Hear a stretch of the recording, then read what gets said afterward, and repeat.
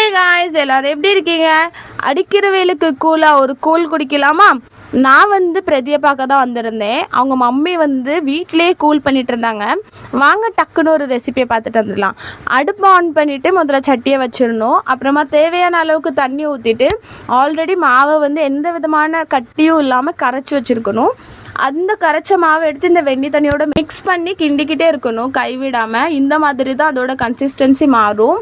ரொம்ப லூஸாகவும் இல்லாமல் ரொம்ப தண்ணியாகவும் இல்லாமல் ஒரு மீடியம் கன்சிஸ்டன்சியில் இருக்கும். அப்புறமா அது ஒரு ஜெல்லி ஃபார்முக்கு ஃபார்ம் ஆகிற மாதிரி இருக்கும்போது அதை எடுத்து சைடில் வச்சிடணும். சைடில் ஒரு 3 to 4 hours வச்சுட்டு அதை குடிக்கலாம். பட் நாங்கள் ஒரு 2 hours வச்சுட்டு அதை சர்வ் பண்ண ஆரம்பிச்சிட்டோம். அதில் ஆன்ட்டி ரைஸ் கொஞ்சம் மிக்ஸ் பண்ணாங்க. அப்புறம் மாங்காய் வெட்டி போட்டிருந்தாங்க, பச்சை மிளகா, கொத்தமீர் ப்ளஸ் வெங்காயம். இது எல்லாத்தையும் மிக்ஸ் பண்ணி நல்லா கிண்டிட்டு ஆன்ட்டி சர்வ் பண்ண ஆரம்பிச்சிட்டாங்க. கூடவே மாங்காவும் வெங்காயமும் ப்ளஸ் சிக்கன் குழம்பும் சைட் டிஷ்ஷாக கொடுத்தாங்க. அதோட டேஸ்ட்டு நிஜமாகவே அல்டிமேட்டுங்க. உங்களுக்கு கண்டிப்பாக இதை ட்ரை பண்ணணுன்னு இருந்துச்சுன்னா ஒரு வாட்டி ட்ரை பண்ணி பாருங்கள். அதை கருவாட்டு குழம்பு கூடயும் சாப்பிட்லாம். வெயிலுக்கு உண்மையாகவுமே செம்ம கூலாக இருந்துச்சு, டேஸ்டியாகவும் இருந்துச்சு, ப்ளஸ் ஹெல்த்தியும் கூட.